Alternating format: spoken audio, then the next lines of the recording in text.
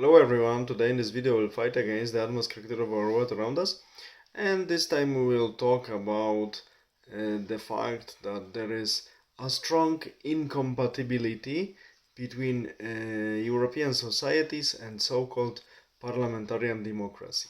Yeah, I know that still many people don't want to hear about it, especially lazy bones and parasites, so-called politicians and people around them who live well thanks to the system through entire continent. But if we see that after First World War, when the aristocratic monarchical order was crushed by the First World War and revolutions, we remember that after this Great War, as it was called those days, many parliamentarian democracies were installed in all or in states that existed before First World War and states that were created after First World War. And how it ended up? It ended up that everywhere, after a few years, like in Poland in 1926, in Germany in 1933, there were dictatorships, autocratic regimes, and only France, which was republic before First World War, since 1871, Third Republic, and after First World War was still in convulsions, problems, and social conflicts.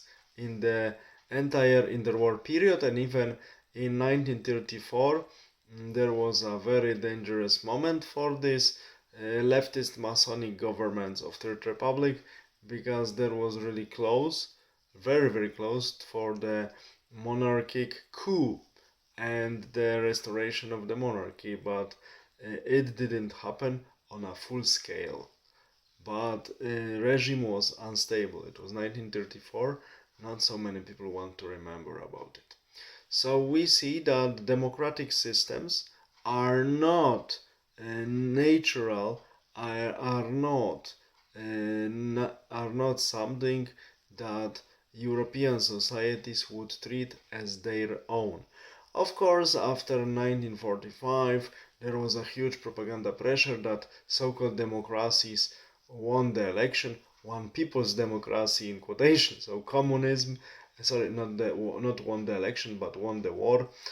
People's democracy, so communism on the eastern side, on the western side, Anglo-Saxon parliamentarian system, British and American. So it has to be good. And the parliamentarian systems were introduced in European societies. But of course, they are permanent on the time scale, relatively permanent 80 years from now, but now they are crumbling because there was a presence of American soldiers in the West and huge prosperity since 1960s, and of course communism till 1991 in the post-Soviet bloc, and now these parliamentarian democracies uh, as patterns taken from the Western European sphere.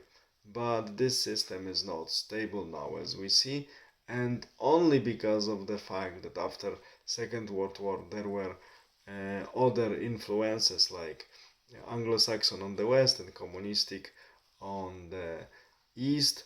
There was no place in this historical period for the local autocratic regimes.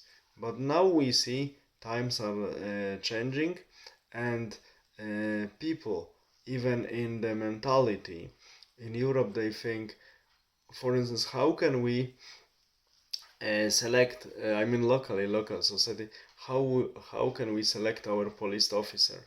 Like in US, many people select their own sheriffs or the judges.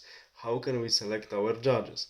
Because judges have to be nominated by the people who have power, by the authorities. So we see that mentality is even different.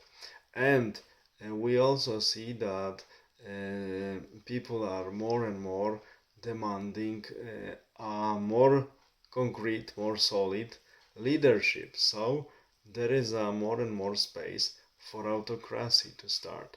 How it will develop, we will see. But for sure, after the easy life and prosperity is slowly becoming over in Western Europe, the acceptance for unnatural system for Western European populations, which is democracy, will be lower and lower. And for sure, some alternatives and alternative form of the government will be sought, and something will be found. We will see what. All the best. Have a nice day. Bye.